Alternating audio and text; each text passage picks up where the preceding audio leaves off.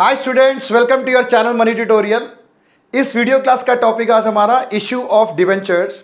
इस टॉपिक में मैं आपके लिए 15 इंपॉर्टेंट एमसीक्यूज लेकर आया हूं जो कि स्ट्रिक्टली फोकस करेगा आज हमारा सीयूईटी अकाउंटेंसी डोमेन एग्जाम के ऊपर।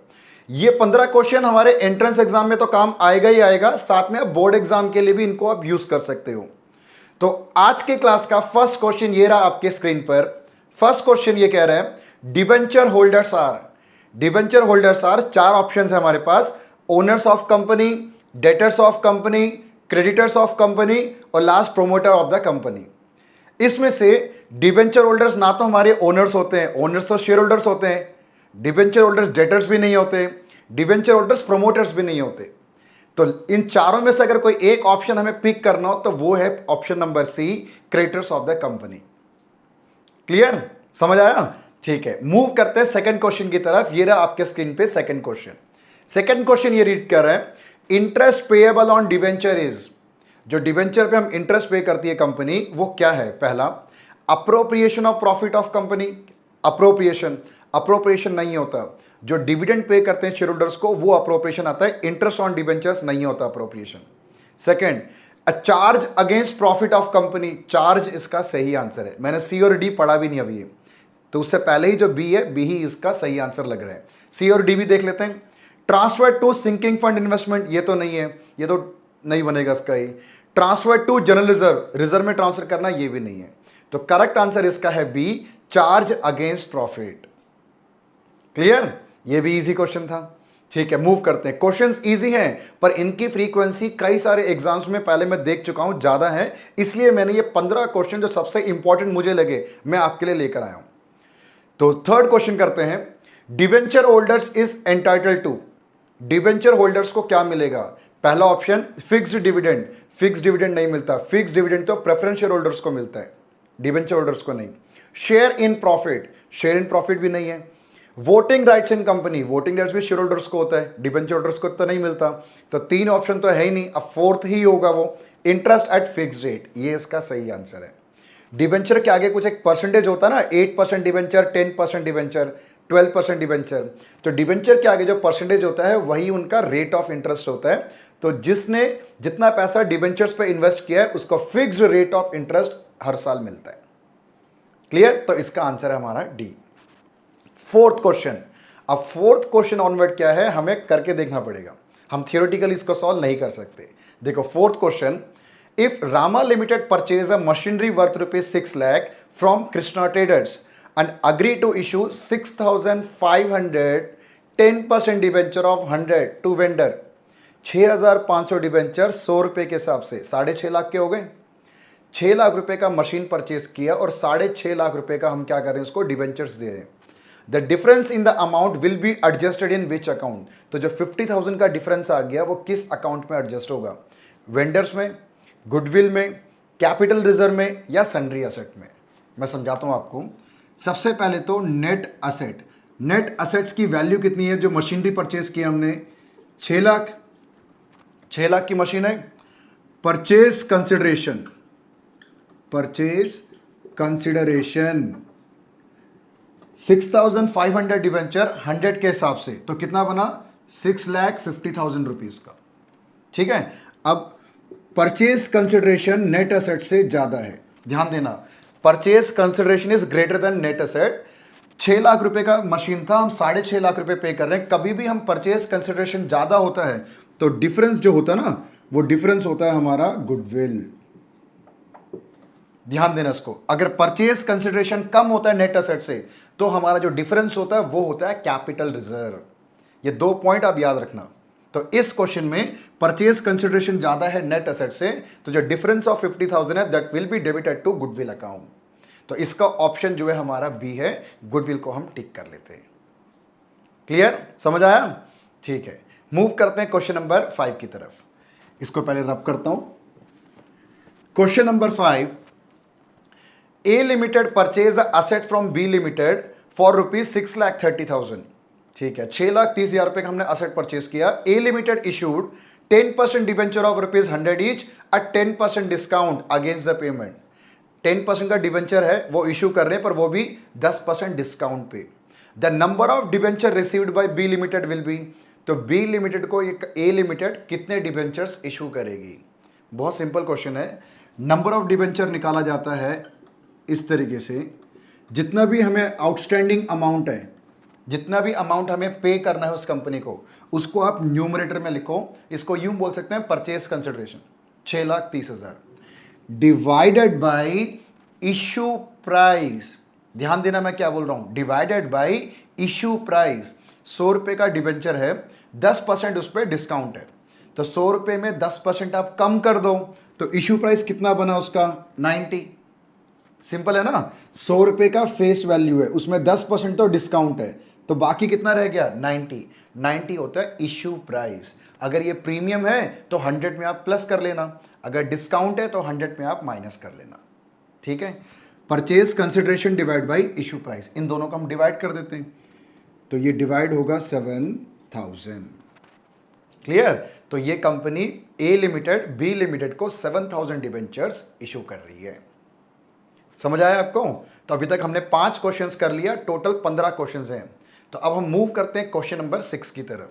तो 6 से मूव करने से पहले आप लोग मेरे डिस्क्रिप्शन बॉक्स में आप जरूर देखना, इस चैनल पेज के कुछ इंपॉर्टेंट मैंने आपको लिंक सेंड किया है, उस लिंक को आप गो थ्रू करो। अकाउंटेंसी के बाकी चैप्टर्स और मैथमेटिकल डोमेन के भी चैप्टर्स, जनरल एप्टीट्यूड टेस्ट के भी कुछ चैप्टर्स, आपको सारे के सारे इसी चैनल पेज में मिल जाएगा। ये वन स्टॉप सोल्यूशन है, आपको कहीं और जाने की जरूरत बिल्कुल नहीं है।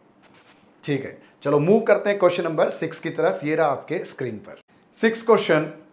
A limited purchase asset from B limited for ₹8,80,000. A Limited issued 10% debenture of 100 each at 10% premium against the payment. Previous question में हमने डिस्काउंट पे देखा था, इशू किया था डिबेंचर्स को। इस वाले क्वेश्चन में वो प्रीमियम पे इशू कर रहे हैं। तो डिस्काउंट को जैसे हमने माइनस किया था इशू प्राइस निकालने के लिए, वैसे ही इस वाले क्वेश्चन में प्रीमियम को हम 100 में ऐड करेंगे। Number of debentures received by B limited will be, तो बी लिमिटेड को नंबर ऑफ डिबेंचर्स कितना होगा? Number of debentures purchase consideration divide by issue price. इस बार इशू प्राइस बनेगा 110 रुपए। कैसे?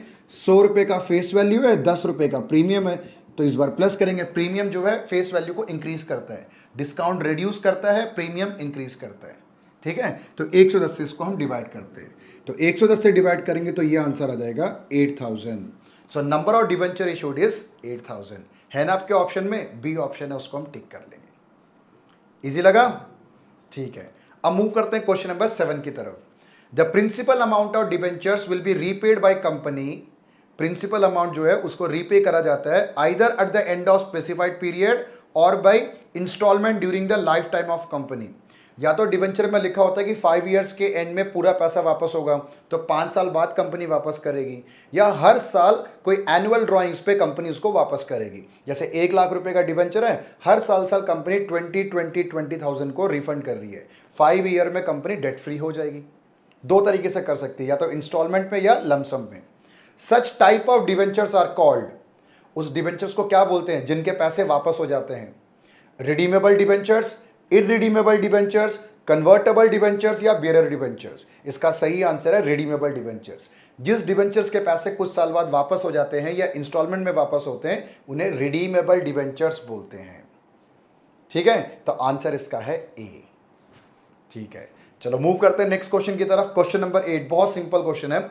डिबेंचर होल्डर्स अकाउंट इज, जो डिबेंचर होल्डर का अकाउंट होता है वो क्या होता है? रियल होता है, पर्सनल होता है, नॉमिनल होता है, नन ऑफ दिस। तो बहुत सिंपल है, डिबेंचर होल्डर पर्सनल अकाउंट की कैटेगरी में आते हैं, तो इसका आंसर है पर्सनल। ठीक है, ध्यान देना और याद रखना इसको, इसका ऑप्शन ए टिक कर लेंगे। Next question, debenture application account is a nature of, exactly बिल्कुल सेम। डिबेंचर एप्लीकेशन अकाउंट क्या है? रियल है, पर्सनल है कि नॉमिनल है? रियल और नॉमिनल तो होता नहीं है, इसका आंसर भी पर्सनल है, तो बी वाले को हम टिक कर लेते हैं, दोनों का आंसर पर्सनल। मूव करते हैं 10th क्वेश्चन की तरफ।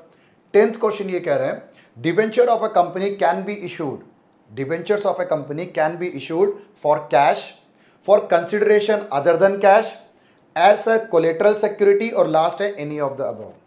कंपनी डिबेंचर्स को कैश पे इशू कर सकती है या कंसिडरेशन अदर देन कैश, मतलब वेंडर्स को भी तो इशू कर सकती है कंपनी, ये भी ठीक है। As a collateral security company bankers को एज अ कोलेटरल सिक्योरिटी भी डिबेंचर्स इशू कर सकती है, ये भी है ना टॉपिक में, ठीक है। एनी ऑफ द अबव, ये डी बिल्कुल सही है, कंपनी इन तीनों में से किसी भी तरीके से डिबेंचर्स इशू कर सकती है, तो हम इसको डी को टिक कर लेंगे। क्लियर? तो अभी तक हमारे 10 क्वेश्चंस हो गए। 10 मुझे तो इजी क्वेश्चंस लगे, पर इजी समझकर इसको इग्नोर नहीं करना, ऐसे सब क्वेश्चंस एग्जाम में आते हैं, कोई भी क्वेश्चन आपने मिस नहीं करना इसको, ठीक है। चलो मूव करते हैं क्वेश्चन नंबर 11 की तरफ, ये रहा आपके वो स्क्रीन पर। 11th question, on issue of debenture as collateral security which account is credited, which account is credited. जब भी हम डिबेंचर इशू करते हैं कोलेटरल सिक्योरिटी पे, तो हमारी जर्नल एंट्री क्या होती है, उसकी जर्नल एंट्री होती है debenture suspense account debit to percentage debenture, यही होती है ना एंट्रीज की। अगर आपसे क्वेश्चन में पूछ रहा है कि किस अकाउंट को डेबिट करेंगे, तो आप टिक करना डिबेंचर सस्पेंस अकाउंट को, और आपसे पूछ रहा है कि किस अकाउंट को क्रेडिट करेंगे, तो आप बोलना परसेंटेज डिबेंचर को। तो क्या ऑप्शन है, on issue of debenture as collateral security which account is credited, which account is credited में परसेंटेज डिबेंचर, तो पहला ऑप्शन जो है ना ए डिबेंचर अकाउंट, उसको हम क्रेडिट करेंगे। क्लियर? अगर जर्नल एंट्री याद है तो ये क्वेश्चन हमसे गलत हो ही नहीं सकता, ठीक है ना, ठीक है। मूव करते हैं क्वेश्चन नंबर 12 की तरफ। Interest on debenture issued as collateral security is paid on, interest on debenture जो होता है, जो कोलेटरल सिक्योरिटी पे डिबेंचर्स इशू करते हैं, पहली बात तो उसका मतलब क्या होता है, हम कंपनी अपने ही डिबेंचर्स को बैंकर्स को गिरवी रखती है, तो जब उसको सिक्योरिटी या मॉर्गेज पे रखा जाता है, वो डिबेंचर तो खुद कंपनी का ही होता है, वो उस पर इंटरेस्ट क्यों पे करेंगे, तो कोलेटरल सिक्योरिटी वाले डिबेंचर्स पे कभी भी इंटरेस्ट नहीं पे किया जाता। तो ऑप्शन क्या है हमारे पास, nominal value of debentures, no interest is paid, face value of debenture, paid up value of debenture. इसका आंसर है no interest is paid. Company को कैश के अगेंस्ट तो हमने डिबेंचर्स तो इश्यू नहीं किया ना, वो तो हमने मॉर्गेज रखा है, उस पर इंटरेस्ट क्यों देंगे, so no interest is paid, B इसका आंसर है। आई होप ये भी समझ आ रहा है आपको, ठीक है।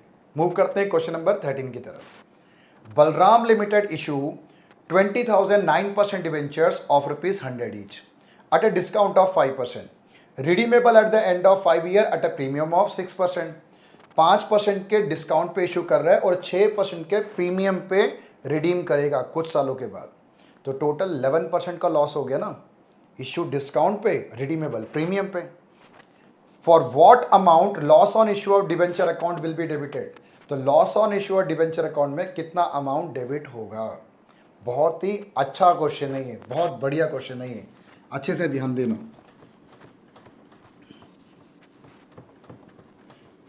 इसमें डिबेंचर की फेस वैल्यू टोटल कितनी है, 20,000 डिबेंचर 100 के हिसाब से, 20,000 डिबेंचर्स 100 के हिसाब से, तो ये हो गया 20 लाख, 20 लाख रुपीस के हैं डिबेंचर्स। इसमें टोटल लॉस कितना हो रहा है कंपनी का, टोटल लॉस हो रहा है, एक तो 5% का डिस्काउंट है, वो एक नुकसान है, कम ले रही है कंपनी, जब वापस करेगी 100 की जगह 106 रुपये वापस करेगी, 6 रुपये का एक्स्ट्रा लॉस है। तो टोटल लॉस कैसे कैलकुलेट करा जाता है, यह है 11%, 5% प्लस 6%, टोटल 11% का इनका लॉस है। तो 20 लाख रुपए का 11% 22,000 है आपके ऑप्शन में, आपके ऑप्शन में है, ये इसका फाइनल आंसर। समझ आ गया ना आपको, ठीक है। Question number 14, X limited purchase a building for ₹6 crore payable as 20% in cash and balance by allotment of 8% debenture of 500 each at a premium of 20%. The number of debenture issued will be, ये तो हमने पीछे भी question किया था, बिल्कुल similar वैसे ही question आ गया ये। तो 6 करोड़ रुपीस का तो हमारा बिल्डिंग है, इसको रब करता हूं पहले, 6 करोड़ रुपीस का तो हमारा बिल्डिंग है, ठीक है।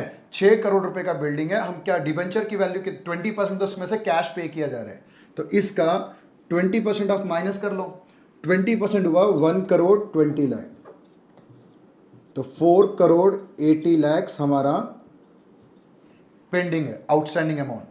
6 करोड़ रुपए का हमारा बिल्डिंग था, उसका 20% तो हम कैश में पे कर रहे हैं, जितना कैश में पे कर रहे हैं उतना आप माइनस कर लो ना उसमें से, तो बाकी रिमेनिंग अमाउंट कितना रह गया, 4 करोड़ 80 लाख, ठीक है। इस अमाउंट को डिस्चार्ज करना है थ्रू इशू ऑफ डिबेंचर्स। 500 रुपए का डिबेंचर और 20% प्रीमियम है, 500 रुपए का 20% कितना होता है, 500 रुपए का 20% 100 रुपीज़ होता है। और प्रीमियम पे इशू प्राइस कैसे निकालते हैं, फेस वैल्यू में प्रीमियम अमाउंट को प्लस करते हैं। 500 रुपये का डिवेंचर और इसका 20%, तो इशू प्राइस बना हमारा 600 रुपये। ठीक है, अब हमारा आउटस्टैंडिंग बैलेंस जितना भी होगा उसको हम क्या करेंगे, इशू प्राइस से डिवाइड कर देंगे नंबर ऑफ डिवेंचर इशूड निकालने के लिए। 20 से 20 ये कैंसिल, 6 को 48 से हम कैंसिल करेंगे तो ये आ जाएगा 80,000। तो उस कंपनी को हम टोटल 80,000 डिवेंचर्स इशू करेंगे। है हमारे ऑप्शन में, बिल्कुल है, आंसर है इसका बी। क्लियर, समझ आ गया ये क्वेश्चन भी? ठीक है, मूव करते हैं क्वेश्चन नंबर 15 की तरफ। इस वीडियो क्लास का लास्ट क्वेश्चन, ये भी बहुत अच्छा क्वेश्चन है। A limited issued 1000 10% debenture of 100 each at a premium of 5%। ठीक है, what will be the total amount of interest for 1 year. बहुत बढ़िया क्वेश्चन है, हमें इंटरेस्ट कैलकुलेट करना है। इसको पहले रब करता हूं, फिर इंटरेस्ट कैलकुलेट करते हैं। इंटरेस्ट याद रखना, प्रीमियम पे इशू करे या डिस्काउंट पे इशू करे इससे कोई फर्क नहीं पड़ता। प्रीमियम हमेशा, इंटरेस्ट हमेशा फेस वैल्यू पर निकाला जाता है। इंटरेस्ट हमेशा ही फेस वैल्यू पर निकाला जाता है। तो डिवेंचर की फेस वैल्यू कितनी है, 1000 डिवेंचर 1000 डिवेंचर 100 के हिसाब से 1 लाख का है। प्रीमियम पे 5% प्रीमियम पे इशू कर रहे हैं, इसका इंटरेस्ट के साथ कोई रिलेशन नहीं होता, ये सिर्फ आपको पजल करने के लिए दिया हुआ है। तो प्रीमियम को आप इग्नोर करो। 1 लाख रुपए फेस वैल्यू का डिवेंचर है, उस पर रेट ऑफ इंटरेस्ट कितना है, जो डिवेंचर के आगे जो परसेंटेज लिखा है ना 10%, इसका ये मतलब है कि ये डिवेंचर 10% का फिक्स्ड इंटरेस्ट कैरी करता है। तो 10% हमारा रेट ऑफ इंटरेस्ट हुआ। फेस वैल्यू 1 लाख, 1 लाख का 10% विच इज इक्वल टू 10,000। तो 10,000 रुपये का ईयरली इंटरेस्ट है। मैं दोबारा बता रहा हूं, डिस्काउंट और प्रीमियम का इंटरेस्ट कैलकुलेशन में कोई रोल नहीं होता, उसको जस्ट आप इग्नोर करो। ठीक है, समझ आया आपको? ऑप्शन में है, ऑप्शन में है, बी ऑप्शन है, इसको भी हम टिक कर लेते हैं। तो इस वीडियो क्लास में हमने टोटल 15 क्वेश्चंस किया है। 15 के 15 बहुत अच्छे लेवल के क्वेश्चंस हैं। मैं आने वाले टाइम पे कुछ और भी अगर मुझे क्वेश्चंस मिलता है तो पार्ट 2 के नाम से मैं इस चैप्टर के लिए और क्वेश्चंस आपको प्रोवाइड करूंगा। तब तक आप इस 15 क्वेश्चन को अच्छे से प्रैक्टिस करो। मैं मिलता हूं नेक्स्ट वीडियो में कुछ और क्वेश्चन लेकर। तब तक आप इस चैनल लिंक में और भी जो वीडियोज़ हैं उनको भी आप गो थ्रू करना, आपके लिए बेनिफिट और हेल्प मिलेगा। और जाने से पहले अगर आपको मेरा वीडियो अच्छा लगा हो, आपने कोई नॉलेज गेन किया हो, तो प्लीज़ लाइक शेयर सब्सक्राइब आप ज़रूर करना।